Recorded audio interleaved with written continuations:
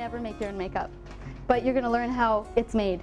That's so important for your sales, because if you have technical knowledge, your customers will trust you, especially the ones that ask you the hard questions. When you can start rattling off all this stuff, it's going to be wonderful for you. In addition, if you do make your own colors and make your own line, that is such a wonderful thing because you're tailoring that line to your customers. So you see those faces and you know what they need. I can give you a couple pieces of advice when you're making your own makeup. The first thing is never make makeup for the face foundation. Never make it from your head. Don't tell yourself you're going to make a beige. Don't do it. Get a real person who looks like she would wear a beige foundation and sit her in front of you and make it and then try it on her. Then adjust it and try it on her again, and adjust it and try it on her again. It works. I know it works because our foundations are very popular because they're real life colors.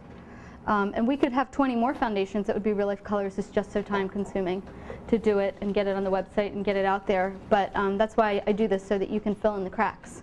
But that's a mistake the larger companies make. They make a couple of pinks, they make a couple of beiges, they make what they call tan for I don't know who.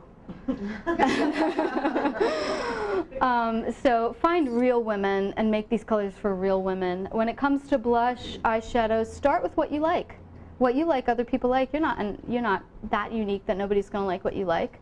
And create a line that's really original to you. If you're a drama queen and you like wearing turquoise and fuchsia and purple, make your line that way, because there's a lot of women out there that can't get those fun colors from mineral lines because they're always so natural looking. Absolutely be yourself. From every single thing you do when you touch these pigments, do what you like to start. So let's start by talking about the minerals. We're going to learn to work with minerals that have shimmer in them, which are micas, and minerals that don't, which are iron oxides, ultramarines, cerussite, and titanium. Okay? So there's a brief rundown right here of some of the minerals that are used to make foundation to start with. Okay? This is very brief. I do have an actual booklet that I sell with my kits. I recommend, if you want to keep doing this, buy one of the kits. They're very cheap. I do it that way so you can just start small and try it. There's a color cosmetics kit, a foundation kit, and these are all at the warehouse, and you can order them off the internet. That's a 16 to 30 page booklet. This is just a taste, okay? So let's talk about some of these minerals in front of you, and I want you to find them when we're talking about them, take them out of their bag and touch them. You know, the most important thing is you familiarize yourself with it. The first one we're going to touch is zinc oxide. So find your bag, and I'm going to start just giving you an overview of what this mineral does and what it doesn't do.